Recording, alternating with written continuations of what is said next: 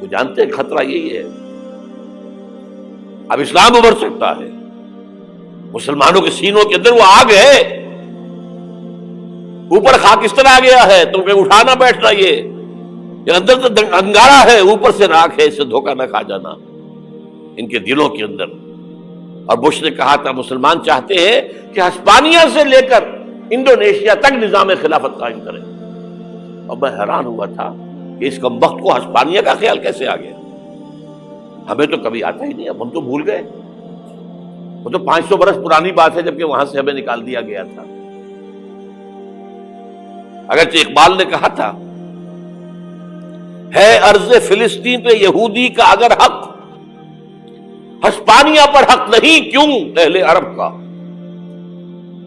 ہسپانیہ میں تو 800 سال حکومت کی مسلمانوں نے، اور ابھی 500 برس ہی گزرے ہیں نا. یہودی تو ارض مقدس سے 2000 سال نکالے گئے، انہیں لا کے آباد کیا گیا، عربوں کے سینے میں خنجر بھونک دیا گیا. وہ چھوٹا سا ملک جو چاہتا کرتا، کوئی پوچھنے والا نہیں. امریکہ جیسے اپنے بیٹے کی حفاظت کرے ویسے کرتا ہے اس کی. اور حضور نے فرمایا ہے وہ جنگ جب ہوگی تو ایک باپ کے اگر 100 بیٹے ہوں گے تو 99 ختم ہو جائیں گے، ایک بچے گا. یہ حدیث ہے، حدیث ہے صحیح. اور آپ نے فرمایا ویل للعرب من شر قد اقترب، عربوں کے لیے ہلاکت ہے، عربوں کے لیے بربادی ہے اس شر سے جو قریب آ چکی ہے.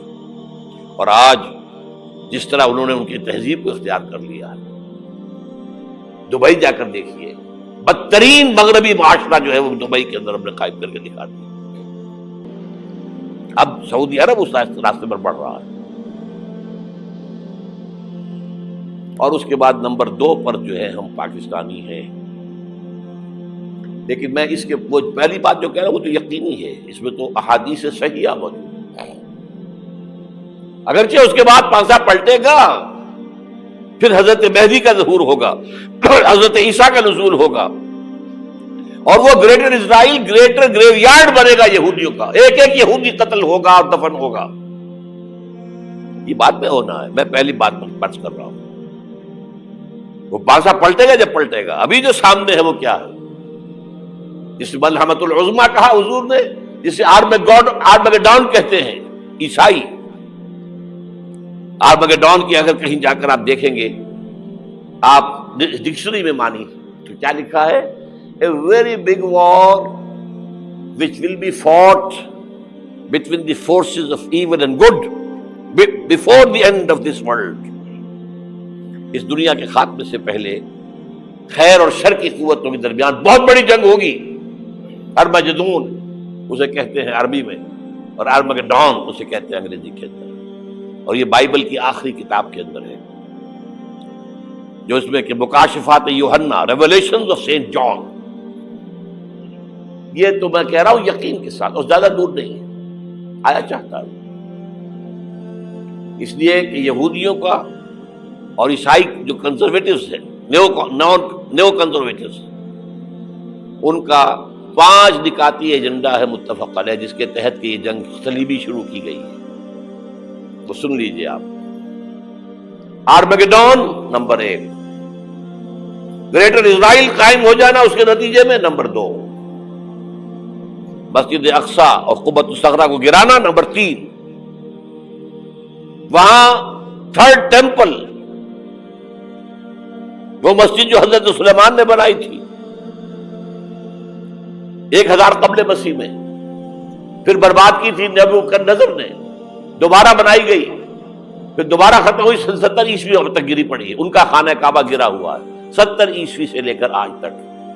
ایک دیوار ہے ویلنگ وال، جہاں جاتے ہیں، روتے ہیں، پیٹتے ہیں، ماتم کرتے ہیں، وہاں وہ بنے گا 3rd ٹیمپل.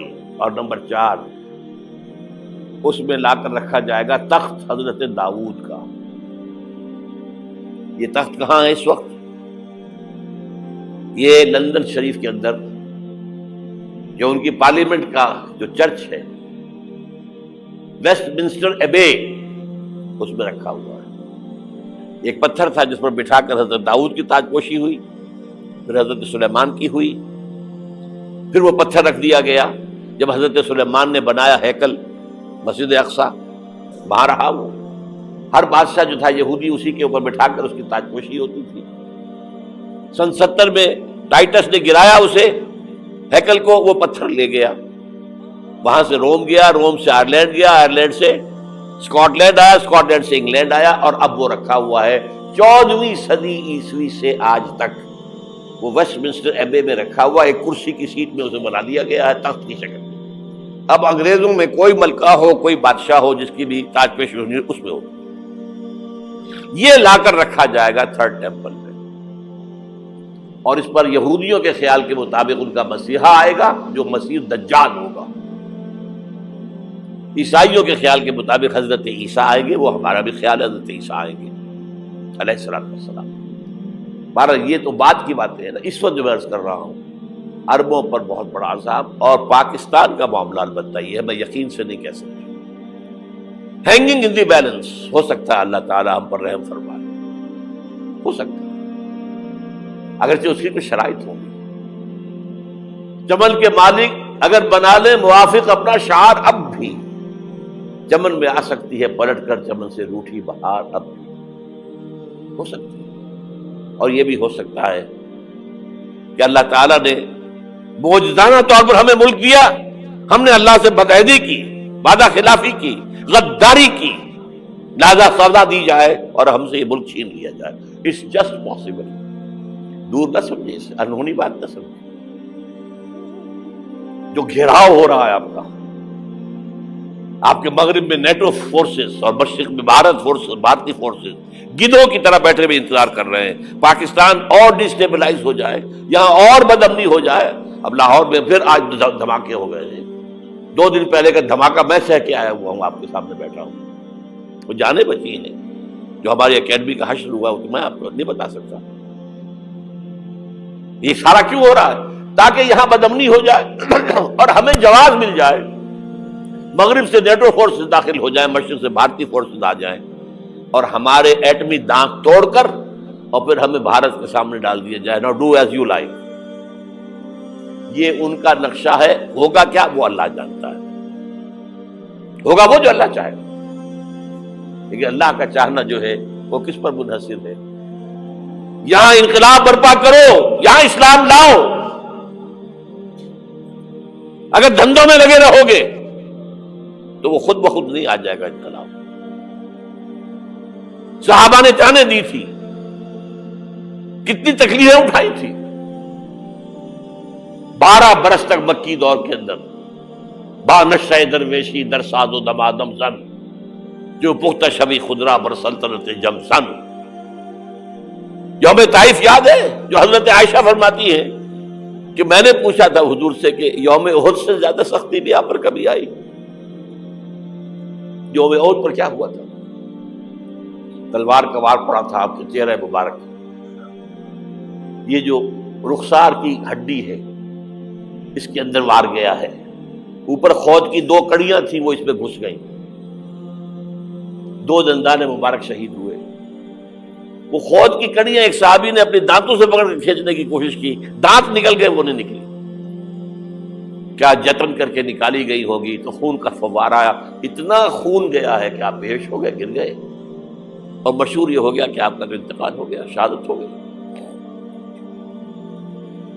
یہ سیرت کبھی پڑھی ہے؟ حضرت عائشہ کے ہوش کا تو یہی دور تھا نا. یوم طائف میں جو آپ کی کیا تھی، بچی تھی، انہیں کیا پتا کیا ہو رہا ہے حضور کے ساتھ. 3 دن تک حضور مکے کی گلیاں اور وہاں کے اوباش لوگ پتھراؤ کر گئے تھے اس امید میں کہ شاید وہاں کا کوئی سردار ایمان لے آئے. تو یہاں تو ابو طالب بھی فوت ہو گئے. یہی دنیاوی سہارا تھا، خاندانی سہارا تھا ابو طالب کے ذریعے. اور گھر میں ایک دلجوئی کرنے والی رفیقہ حیات تھی، وہ بھی، ان کا بھی انتقال ہو گیا. آپ نے کہا یہ عام الحزن ہے. اب تو سب کو طے ہو گیا قریش کو کہ آپ جیسے قتل کر دو. اسی لیے آپ گئے طائف. شاید وہاں کا کوئی بڑا سردار مانے، ایمان لے آئے مجھ پر، تو میں اپنا مرکز ادھر شفٹ کر دوں. تینوں سے ملے ہیں، تینوں نے وہ جواب دیے ہیں، نکل جاؤ یہاں سے. میں تمہارے ساتھ بات بھی کرنے کو تیار نہیں. اچھا تمہارے سوا کوئی نہیں ملا تھا اللہ کو نبی بنا کر بھیجنے کے لیے؟ دیکھو جاؤ، میں بات نہیں کرنا چاہتا، ہو سکتا ہے میں بے عزتی کر بیٹھوں، واقعی تم اللہ کے نبی ہو تو میں مارا جاؤں گا، جاؤ جاؤ جاؤ. یہ سلوک محبت کے ساتھ ملا ہے. اور پھر چھوکروں کو، اسٹریٹ ارچنز جنہیں آپ کہتے ہیں، اشارہ کیا تھا خبر لو ان کی، پتھراؤ ہو رہا ہے. ساتھ کوئی ہے ہی نہیں، ایک آدمی صرف، زید ابن حارثہ. اب سامنے سے پتھر آ رہے ہیں تو حضرت زید آگے آ جاتے ہیں، ڈھال بنتے ہیں. مجھے لگے پتھر حضور کو لگے، آپ پیچھے سے آ رہے ہیں. چاروں طرف سے تو ڈھال نہیں بن سکتا ایک شخص. جسم لہو لہان، خون جا کر جوتیوں میں جم گیا ہے، جوتی اتر نہیں دی. پھر وہاں سے واپسی پر جو دعا مانگی ہے، اللہم الیک اشکو ضعف قوتی وقلت حیلتی وہوانی علی الناس. اے اللہ تیری جناب میں فریاد لے کر آیا ہوں اپنے قوت کی کمی کا، اپنے وسائل کی کمی کا، اور جو ذلت و خواری ہو رہی ہے لوگوں کے سامنے. الا ملتکلنی، مجھے کس کے حوالے کر دیا ہے؟ الا بعیدی یتجہمنی، یہ میرے اوپر ہجوم کر کے آ جائے، حملہ کرے. اور عدو من لگتا امرے، یہ دشمن کے حوالے میرا معاملہ کیا ہے، جو چاہے کرتے وہ. لیکن پھر ابدیت غالب آتی ہے. ان لم یکن علی غضبک فلا ابالی. اللہ اگر تو ناراض نہیں ہے تو مجھے کوئی پرواہ نہیں. سر تقدیم خم ہے جو مزاج یار میں آئے. مجھے اندیشہ یہ ہے کہ تو ناراض تو نہیں ہوئی. یہ تکلیفیں جھیلی ہے. سینکڑوں صحابہ نے جانوں کا نذرانہ پیش کیا ہے. احزاب کی جنگ میں فاقوں پر فاقے ہو رہے تھے، اور ان فاقوں کی حالت میں خندق کھودنے کا حکم ملا ہے. لوگوں کی کمریں دوہری ہو رہی ہیں، پتھر باندھے ہیں اپنے پیٹوں سے، اپنی چادروں کے ساتھ کس کر کمر دوہری نہ ہو جائے. اور جب صحابہ کدالیں چلا رہے ہیں تو کیا کہہ رہے ہیں؟ نحن الذین بایعوا محمدا علی الجہاد ما بقینا ابدا اللہم لا عیش الا عیش الاخرہ. صحابہ کہتے تھے ہم وہ لوگ ہیں جنہوں نے محمد سے بیعت کی ہے کہ جہاد کرتے رہیں گے جب تک جان میں جان نکل جائے تو بات اور. جان ہے، چاہے ابھی بھوک سے کمر دوڑی ہوئی جا رہی، جان تو ہے. اور ایک دفعہ کہتے تھے اللہم لا عیش الا عیش الاخرہ، اللہ عیش زندگی تو آخرت کی زندگی ہے. اور حضور فرماتے تھے، حضور کے بیٹھے ہوئے نہیں تھے گاؤں تکیہ لگا کر، پتھر اٹھا اٹھا کر خندق میں سے لے جا کر باہر پھینک رہے تھے.